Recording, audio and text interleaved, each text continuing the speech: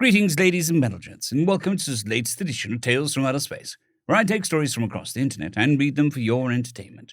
This particular story is called Human DarkSites, written by FarmWitch4275. The human delegation stood to attention during their swearing-in ceremony, as all around us the revelry reached a fever pitch. This had been a long road, a long time coming, but a seat that was better deserved than any other in the history of the Confederacy. Humanity was finishing its oaths of allegiance, and the Ruthani ambassador seemed especially eager to send in his trade fleets. I, however, had an agenda. With this declaration, I hereby announce the Terran Federation is now formally a member of the Galactic Confederacy, the Chamberlain yelled to the round of applause. I took my chance and pressed a button. The hovering platform on which my delegation was sitting detached from the wall and moved to a position near the humans. My fellow ambassadors scowled at me as I did this. The chair recognizes the Arasani delegation. Do you bring any objections to the proceedings? Chamberlain asked with a raised brow. Well, yes, but no. No, not really, no. I'm not here to provide any objections to the Terran's addition to the Confederacy. I do, however, have a few questions regarding Council Ruling Number 883, the Non-Strategic Disclosure Agreement, in so that humanity is in flagrant violation of it. In multiple cases, I have the documentation here, I said as I patted my folder nearby. No. If you do not object to the addition, then I have no issues, but you do realize that the disclosure agreement does not include strategic or infrastructure critical assets, correct? You'll have to provide us with something substantive. Chamberlain replied. No, but I do. It's all right here. If the Council allows, I would like to call attention to humanity's so-called DarkSites, and how they are in violation of Council rulings. All of these planets are under a permanent military quarantine order. All of them represent a significant risk to human space to such an extent they appear to be under permanent security detail. Would the Federation care to explain? I asked. The humans all looked at me, then looked down at the floor, rubbed the back of their necks with a deep, nervous breath, and all said, Yeah, nah. Never seen them do that before, one delegate idly commented. We are waiting for an explanation, I said. I was feeling shamelessly smug. Yeah, those are quarantine zones. Just don't go there. Just don't, a female human named Amari said. We are going to need more information than that, the Chamberlain asked. Okay, we will be happy to tell you what is going on the explicit condition that you obey the quarantine. Those sectors have issues. Please don't go there, Fred, the human ambassador, replied, still doing that thing where they rub the back of their necks. Let us start with DarkSite number Alpha 2, as it states here in the files, the planet of Rakondos 3. There is not much information on this planet except its class, a forest world, and a simple note that reads, Do not enter the Fey Woods, I said. The entire delegation suddenly had an expression of, Wait, what? As I read that aloud. Just promise, you will just, not try to do anything and we'll explain, the female replied. Okay, fine then, I promise I won't do anything about it, I said, still in full smug. Okay, fine. Rakondos 3 is a forested planet. The local wildlife are a little bit, aggressive, Fred said, still nervously doing that thing with his hand on the neck. Define aggressive, Chamberlain commanded. We have reports of military personnel being kidnapped into the darkness after hearing strange noises, stripped of flesh and muscle, then resurrected as walking skeletons. So, yeah, Fred said with a frown. We all skipped a short amount of brain function with that. Wait, say that again? The humans all just shook their heads and nervously moved about. Think we should, just this once? Amari nervously asked. Oh, come on. We let this crap get out, the casualties will be enormous. Daredevils and mercs around, but I don't want their deaths on my conscience, Fred replied with a scowl. Yeah, they're going to do it one way or another eventually. It isn't your fault. Most of the population has more bravery than sense, the last human delegate Angus said, shaking his head. Fine, Christ. Seriously, why? Fred shook his head and stood to attention. Fine, but I want it on record. You've been warned. Stay away. That is an order, Fred yelled, his voice echoing through the building. Chamberlain was taken aback and a bit, and his ears drooped. Noted? Please proceed.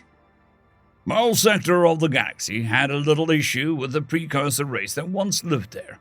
They, like to dabble in certain things, and these DarkSites are basically the remains of these dabblings. In the case of Rakandos 3, Fred said. Fred pressed a few buttons on his personal wearable device, and a file was sent through the delegation. The video played for the council at volume and showed body cam footage of a group of soldiers from some unknown agency being picked off one by invisible entities. One video captured a soldier straying too close to the dark patch in the tree line, the video slowing frame by frame to display the soldier being grabbed by a set of bony-looking tree bark-like hands, then disappearing into the darkness, followed by screaming and a hail of gunfire. The next video, showing a different military force of unknown origin, engaging what looked to be a fleshy, flayed skeletal remains of human soldiers. Various expletives were thrown about as they exchanged gunfire with a strange army of skeletal, blood-soaked remains. The skeletons were defeated, but one could clearly see the uniforms, though tattered, were the same as the ones worn by the soldiers in the previous clip. So do not enter the Fey Woods, for they shall strip thine flesh and deny you thy rest. So the supernatural entity we still don't quite understand at the moment. We lost 3 MTF teams trying to understand. For the moment, we're just holding the place down until we can figure out what's going on, Fred said as he stopped the recording. The smugness I felt immediately left me and was replaced with a sense of horrid dread. Precursors did that? I yelped. Yeah, well, the precursor civilization that populated our neck of the woods were, how can I put this delicately? Inhumanly evil, psychotically deranged sociopaths, Fred said. I suddenly no longer feel the need to pursue this line of questioning any further, I said, as I nervously shook my head. We'll get over it. You started it, we'll finish it, Fred said with a sly grin as he started another recording. Say hello to entity designation Dark Viper, on the planet Reginald 2. Yet more body cam footage, mixed with security camera footage, started as we were shown a conflict with some kind of reality-breaking entity. Soldiers of clearly Terran factions engaging against what appeared to be humanoid figures in human uniforms of unknown make, but hollowed out, showing a clear sign that these were nothing more than unknown, unseen force controlling what was essentially empty military gear.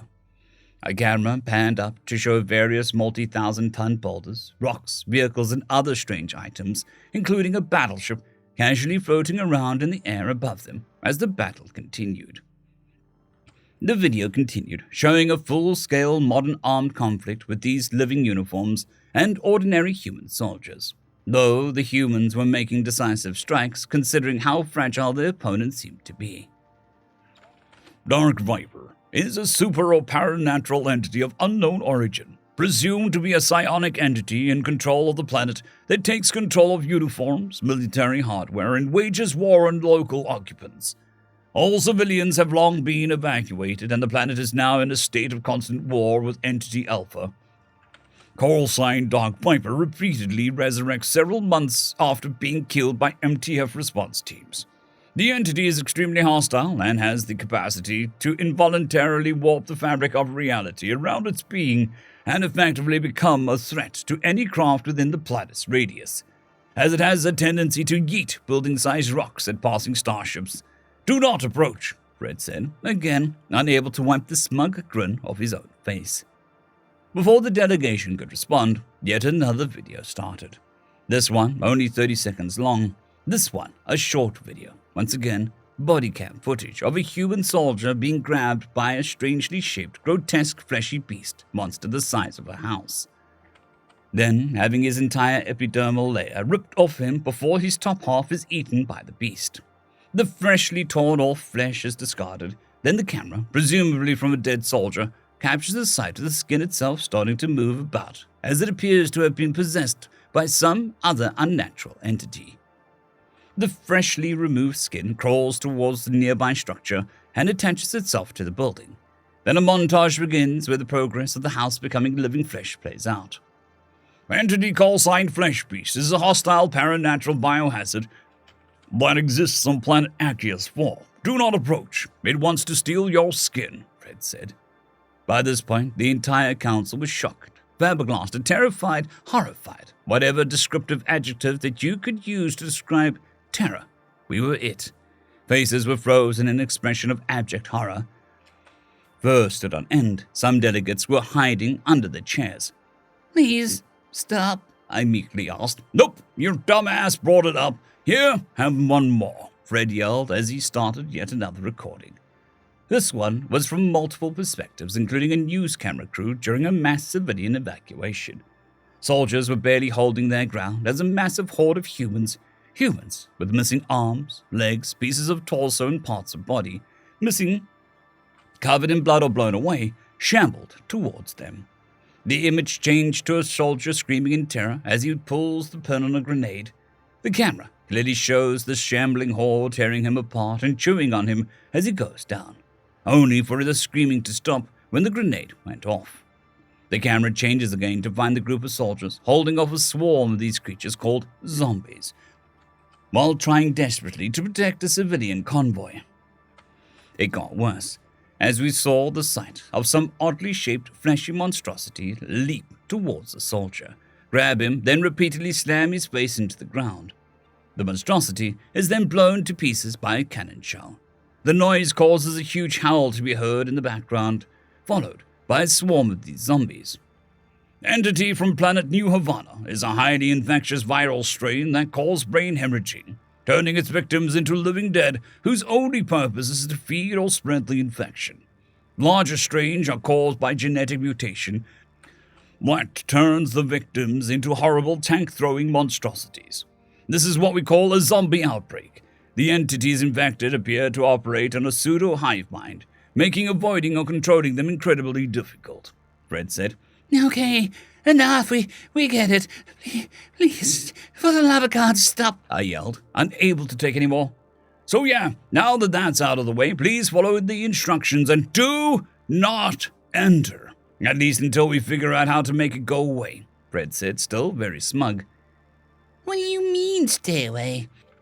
The Empire has armies 20 times your size. We can... Shut!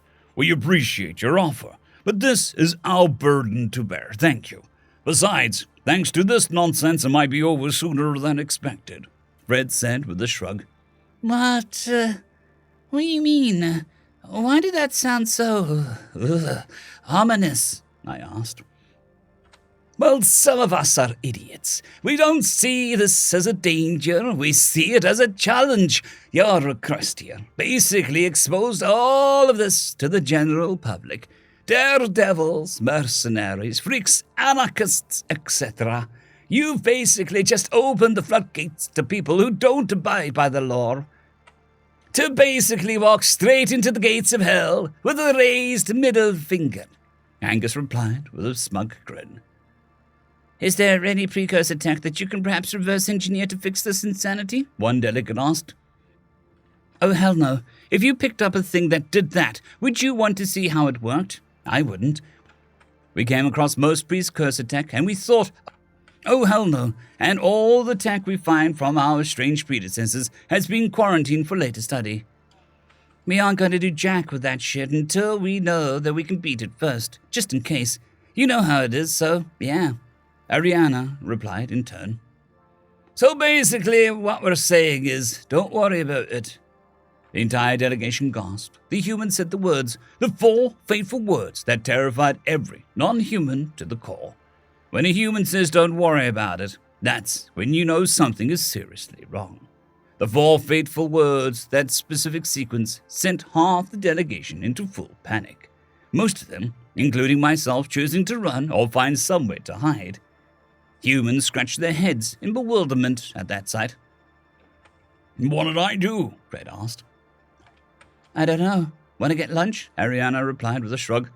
"Curry! I want curry," Angus replied.